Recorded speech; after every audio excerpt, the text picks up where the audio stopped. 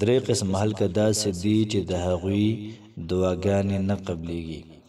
هغوی کې به خپل جماعت کې مونځ کوي، که بیت الله شریف کې مونځ کوي، که تلاوت کوي، که هر څه کوي، یو څیز محترمو دا قبلیږي نه.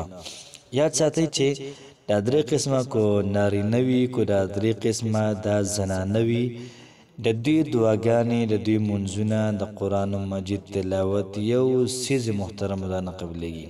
الله به الله پاک دا قبلی چې کله دوی د دې ګناه نه محترمو توبه وباسي. یاد ساتئ چې ویډیو ډیره زیاته لازمي ده، یو پارټ نه پکې مس نشي. نور څومره مخکې مسلمانان دي هغوی سره محترمو د ثواب په نیت باندې شریکه کوي.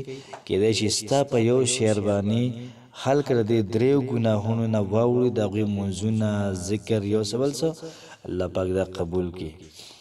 نو یاد ساتئ چې په دې دریو واڼو کې لومبی نمبر هغه بدبخته انسان دی چې دا د بل مسلمان غیبت کوي. او یاد ساتئ چې غیبت کول د مړ ورور غوښې دا خوراک د محترمو. او ناشنا خبرداره چې ته د هغه غیبت کې د هغه ګناهونه پته انباریږي، ستا نه کې په هغه باندې انباریږي. یو قسم نه ته هغه له خپل نیکیانې ورکې. امام اعظم ابو حنیفه رحمه الله بس چا خبره کړې وي، امام صاحب لاړه کور ته تیلې ډکه د پیسو راوړه او هغه سړي ته ور ووښو، هغه ډکه تیلې د پیسو ورکړه. نو چې کله ورته امام صاحب ور ووښو هغه راووتو، تګ زیړ وتښتېدو چې امام صاحب ما ته څه وایي. امام صاحب الله تیلې ډکه د روپو ورکړله، وایي تا ما سره احسان کړی او تا ما خپل نیکیان راکړي، دا درواله وایي. د هغه ګناهونه په ځان انبارول او خپل نیکۍ چې کومې دي هغه له ورکول د څومره خطرناک کار دی محترمو. د هغه مونځونه کم نه دي کړي، او په تا پسې راځي استاد چې کوم مونځونه دي هغه پسې ورځي. نیکیانه شوي که نه یو قسم له. لومبی نمبر دا شو چې کوم سړی غیبت کې د هغه دعا نه قبلیږي، او دغه رنګه د هغه یو حاجت نه قبلیږي، مشکلات پې بار بار راځي.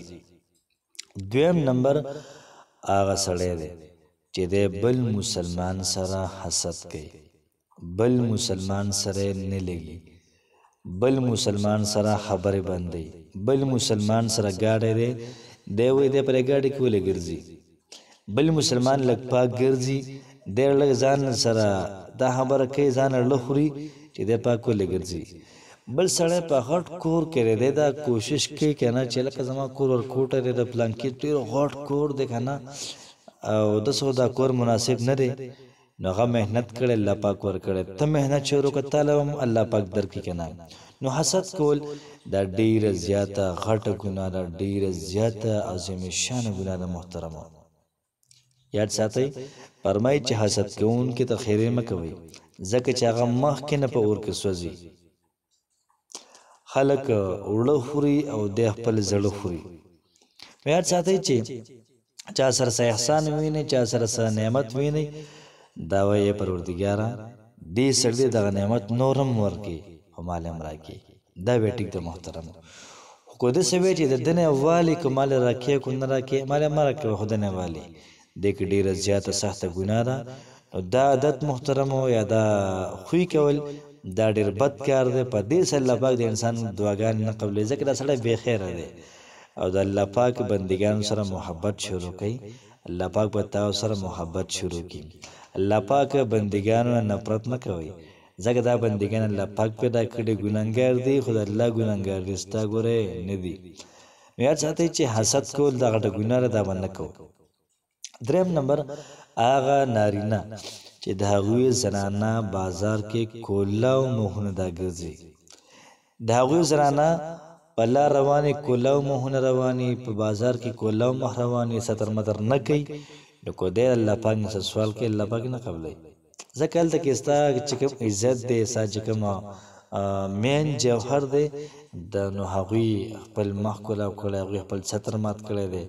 نو یاد ساتئ چې مخ کاره کول، ستر ماتول ډېره زیاته عظیم شانه او غټه ګناه ده. نو چې کوم سړو د هغوی زنانه ستر نه کوي، بازارونو کې ګرځي، دکاندارانو سره ګپې شپې لګوي، په هوټلو کې یو بل سره تعلق ساتي، نو د هغوی د سړو ګناهونه دغه رنګ دا به سیوا کېږي او دعاګانې به نه قبلېږي. نو کوشش وکړو چې دا ویډیوګانې در سره مخکې هم شیر کړو، چې کوم خلکو کې دا مسله وي هغوی توبه وباسي او دغه رنګ چا غیبت کړی وي د هغه نه معافي غواړي، چا سره حسد کړی وي د هغه نه معافي غواړي.